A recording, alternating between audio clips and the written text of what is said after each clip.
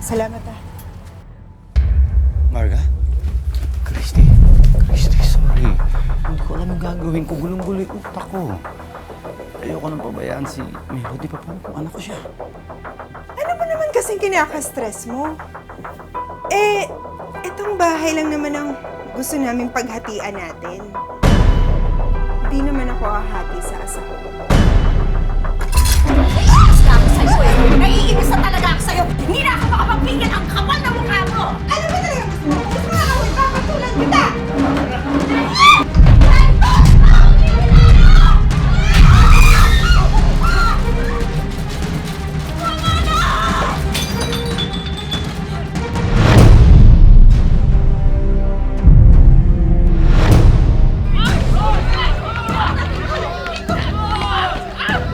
Ay, pupunta ha? Hindi namin hahayang bata sa anak yung salot! Hindi salot ang anak ko! Di ba nakakagawa ng apoy anak mo? Kampun siya ni Satanas! Sige, kunin niyo na yan!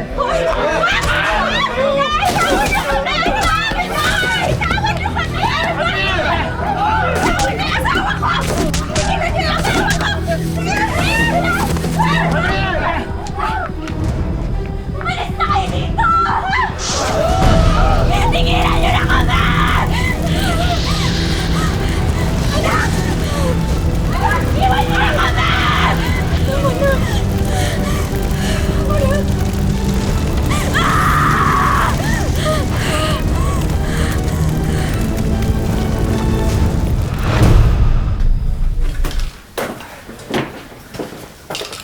Ramil, sigurado ka bang ligtas tayo dito? Parang mas delikado tayo dito kaysa sa probinsya eh. Akala ko rin noong una, mas ligtas tayo kung nasa probinsya tayo. Hindi naman pala. Mas nilagay pa natin sa delikado yung anak natin.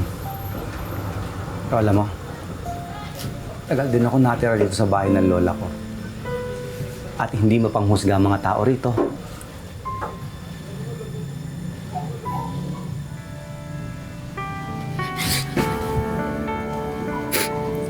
Pasensya po, Nay. Tay, kasalanan ko po to eh. Ano yung sinasabi mo, anak? Totoo naman po yung mga sinabi ng mga taga-probinsya eh. Halimaw po ako, hindi ako normal. Hindi ka halimaw, anak. Pero bakit mo ako ganito? Bakit nakakagawa ako ng apoy? Hindi importante kung ano ka at kung saan galing ang abilidad mo, anak. Ang importante, mahal na mahal ka namin ng tatay mo at hindi namin nahayaang masaktan ka kahit kailan.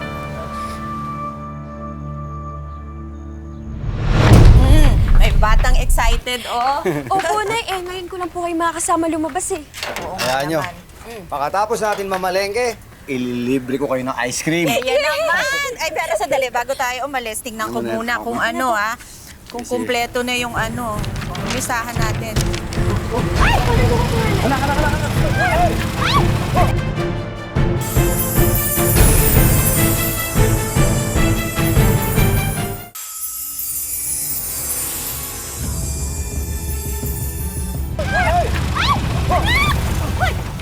Nasaktan ka ba? Driver na to! Hoy! Hindi ka ba nakakakita? Sandali lang! Butik ka ma-aksidente yung anak natin eh! Bumaba ka dyan!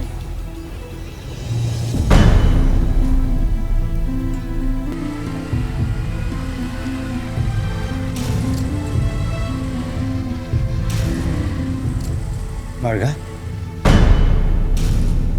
Anong ginagawa mo dito? Sino po sila? Ako ang unang girlfriend ng tatay mo. Bakit nandito ka?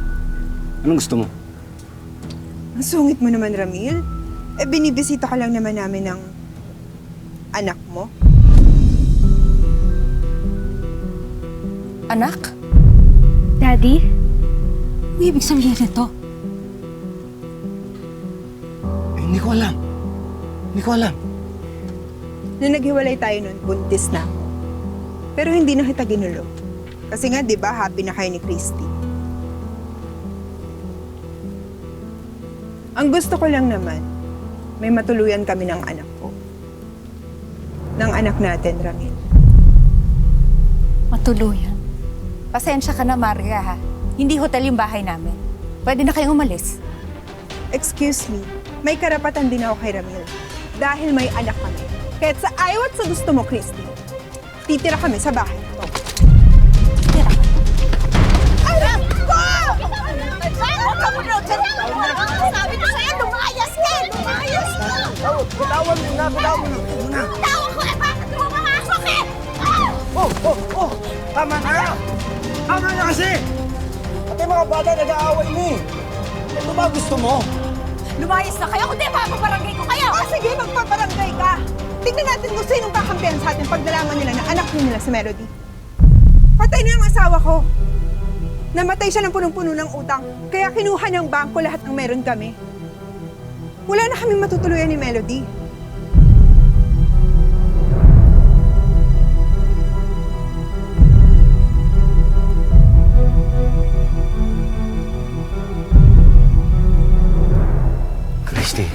Christy, sorry. Hindi ko alam yung gagawin ko. Gulong-gulo yung utak ko. Ayoko nang pabayaan si Melody. Paano kung anak ko siya? E paano ngayon nandito na sila, ha? Paano kung malaman nila yung sikreto ni Emma? Paano kung anak ko talaga si Melody?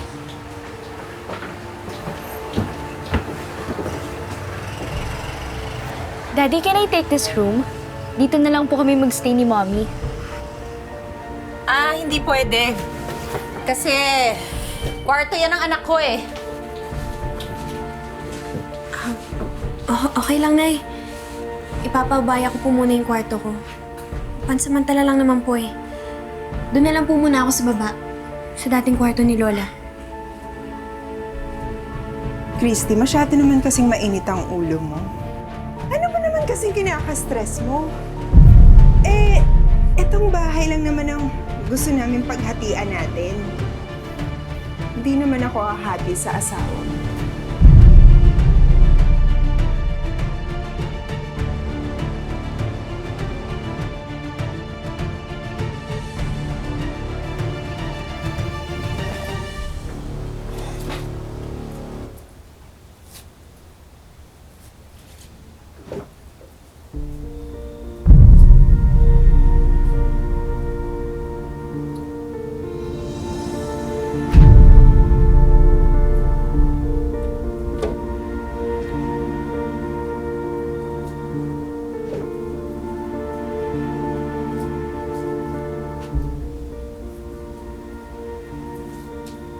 Ano yan? Business namin ni Christy. Nag-deliver kami ng ice candy. Mukhang marami kayong customers, no? Kasi parang ang sarap ng ice candy mo eh. Kaso malambot pa, no? Hintayin ko na lang tumigas, ha? Okay lang ba patikim ako pag matigas na?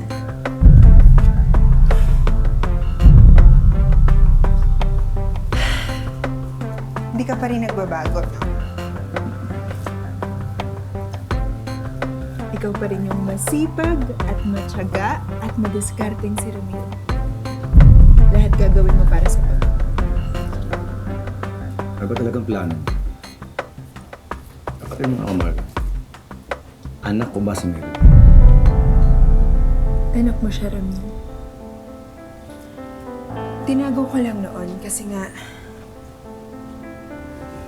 di ba, kasal na kayo ni Christy. Tsaka masaya na kayo nun. Sayang nga eh. Sana tayo na lang yung kinasal. Oh, ako na! Tulungan na kita. Ako na. Ang hirap naman kasi parang pala. Ay, naku, sorry. Naku, sorry.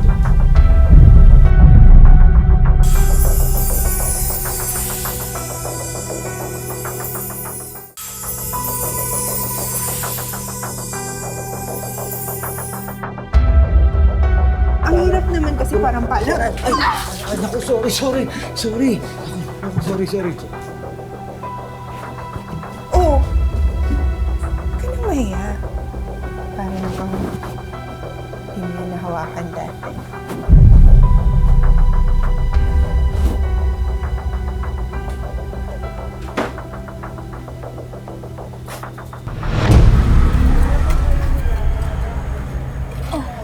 Ate, gusto mo i-try? Pwede ba? Huwag kang magbait-baitan. Nakakairita at huwag mo rin ako matawag na ate. Hindi ko pilang may kapatid at ayoko nang may kahati. Para namang pinagsubukan ko lang to sa iyong pagtatanim. Dami mo nang sinabi. Sinasabi ko lang para alam mo. Tsaka bakit ka ba nandito? Hindi ka ba pumapasok sa school? Si nanay lang nagtuturo sa akin. Hindi ako pumapasok sa school. At bakit? Basta. Teka nga, kung tutusin pareho lang naman tayo eh. Wala ka din naman sa school. Baka nakakalimutan mong wala kaming pera kaya nandito kami. Gusto mo bang itanim yung utak mo dyan ng tumubo at tumalino ka naman?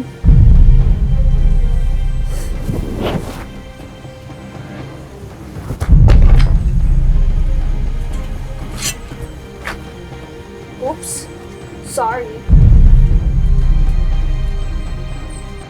Ito na yung paborito mo, Ramil.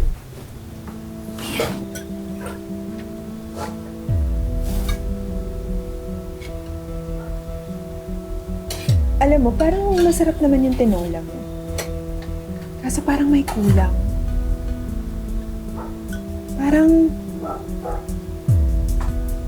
Parang kulang sa spices. Parang amori. Alam ko na, next time ako naman ang magluluto para naman may matikman na ibang putahe yung asawa. O, pasensya ka na ha. Dapat pala, nilagang baka yung hinain ko. Kaya lang kailangan pakuluan kasi. Yung matigas na pagmumukha mo. Ang kapal din naman ang mukha mo, no? Ikaw na nga lang nakikikain dito, ang dami mo pa reklamo. Tama na. Pa! Hindi naman ako nagrereklamo. Nagsasabi lang ako. Gusto mo ba ng totoo? Matanong nga kita. Kulang ba ng tela dito sa Pilipinas? Panyo na lang kasi ang suot mo eh. Ito ba? Hindi naman. Kulang ba sa tela? Sexy lang talaga ako. Kaya nga, baliw na baliw sa akin yung asawa mo dati. Nung kami. Naiinis na ako sa'yo eh. Naiinis na talaga ako sa'yo. Hindi na ako makapagpigil ang kapal na mukha mo. Pikon na rin ako sa'yo eh! Ano ba talaga gusto mo? Kung gusto mo na ako, ipapatulan kita!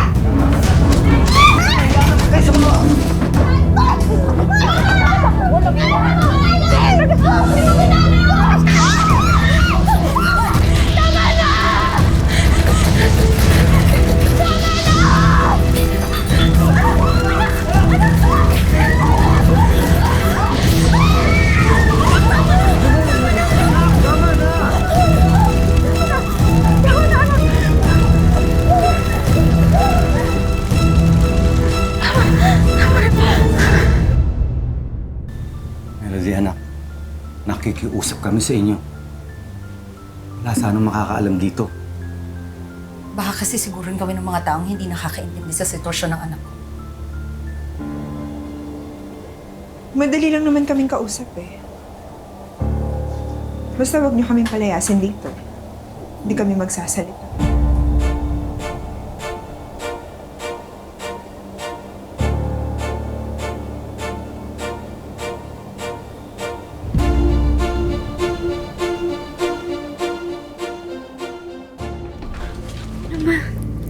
Hindi ka ba natatakot sa Emma na yun?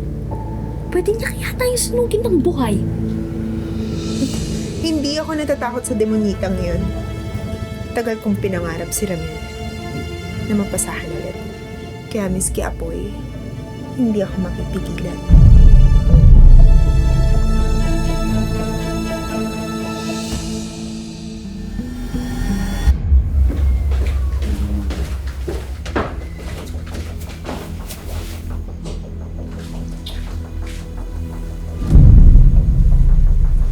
Maliligo na sana ako eh, pero naisipan ko magpalamig muna. Effective yung ice candy mo ah.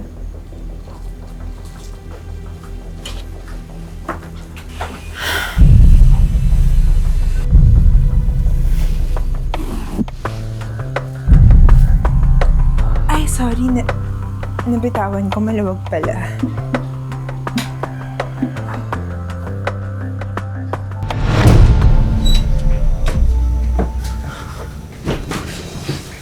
Akala mo ba gusto ko yung pinagagawa? Tanda na muna ako. May asawa at anak na ako at masaya na kami. Gusto pa rin kita, Ramil. Kung alam mo lang kung gaano naging kasama ang naging asawa ko. Kaya nung namatay siya, hinanap kita agad. Kasi dapat ikaw ang pinakasalan ko. Dapat ikaw yung naging asawa ko. Tama na. Gagawa ko ng paraan para makahanap kayo ng malilipatan at bago magtrabaho. Pagkatapos nun, pwede na kayo umalis. Pwede na kayo umalis. Ha?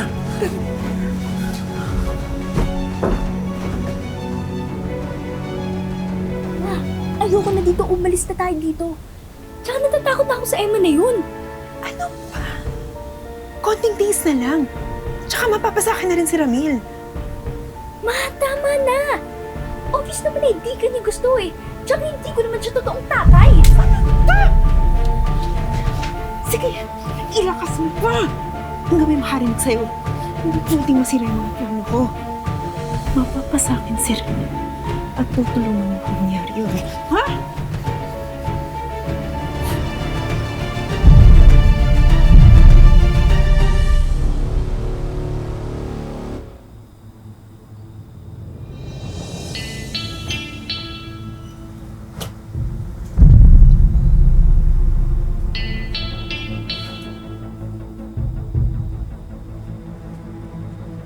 Tingnan natin kung makabalik ka pa sa akin.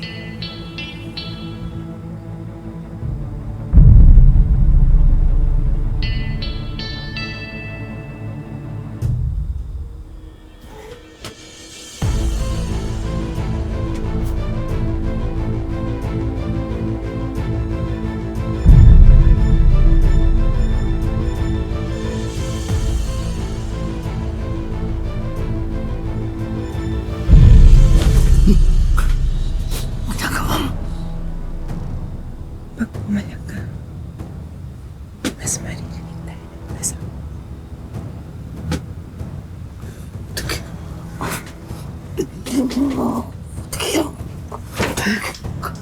Hayaan mo na ako.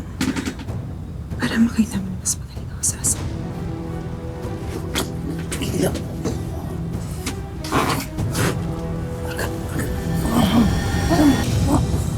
Haliparot kang babae ka? Haliparot kang babae ka?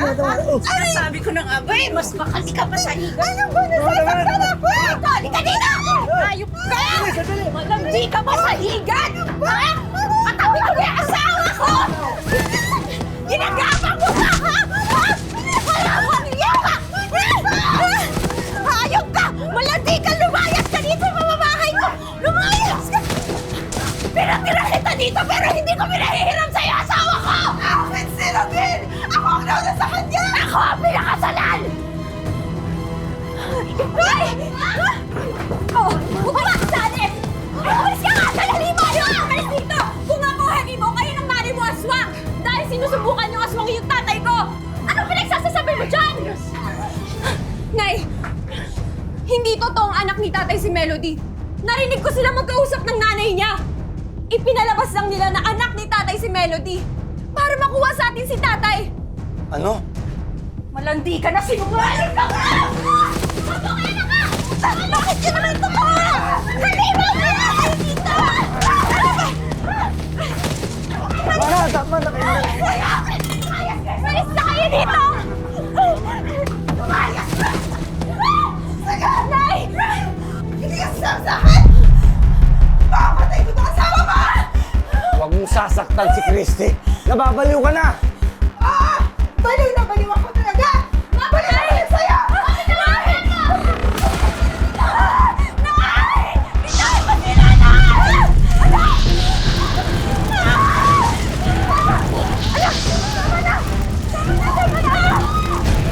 Malis na kayo dito!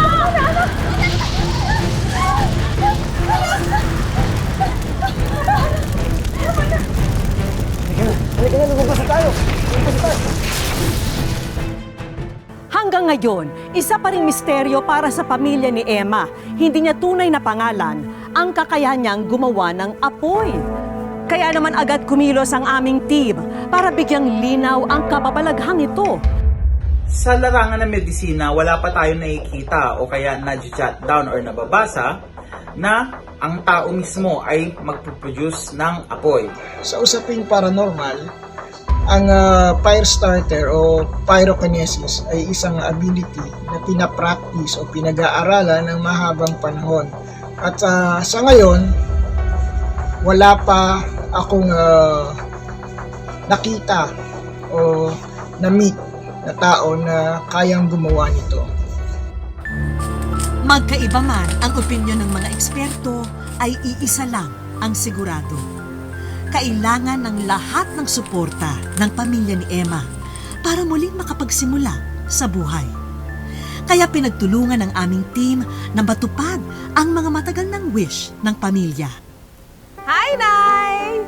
Kamusta po? Ako po si Vicky Morales at kayo'y nasa Wish Ko Lang. Wish ko lang yung kwento po namin. May hinanda po kaming konting sorpresa para sa inyo. Sana magustuhan nyo. Pero tingnan natin. Nay, eto po. Meron ko kayong bagong e-bike. Yan po. Para magagamit po ni tatay yan sa mga paghatid-hatid niya ng mga gamit sa bago niyo pong negosyo. Nay, alam ko meron kayong ice candy business ngayon, di ba? Eto, may idadagdag po tayo dyan. Eto po ang isang milk tea business at bigasan business. Dagdag kabuhayan po para sa inyo at sa inyong pamilya. At ito po, meron tayong entertainment showcase, may TV, merong radio, at meron syempre yung GMA Afford the Box. At ito, meron rin tayong kitchen showcase. Miss Vicky, salamat po talaga sa mga binigay niyo po na tulong sa amin. Malaking tulong po. At syempre, ibinukod namin ang best for the last. May pagpapatuloy na rin ni Emma ang kanyang pag-aaral sa tulong ng college scholarship mula sa Advanced Central College. Sigurado, matutuwa po yung anak ko pag nakita niya po yung mga regalo niya galing sa'yo. Sa kabila ng mga problemang literal na tumupok sa buhay ni na Emma, ay patuloy pa rin nag-aalam sa kanilang mga puso ang pag-asa at ang pagmamahala nila bilang isang pamilya. Mga kapuso, lagi po natin tatandaan, hanggang hindi tayo napapagod humiling at maniwala, hindi tayo mapapagod lumaban sa buhay. Ako po si Vicky Morales at ito po ang bagong Wish Ko Lang.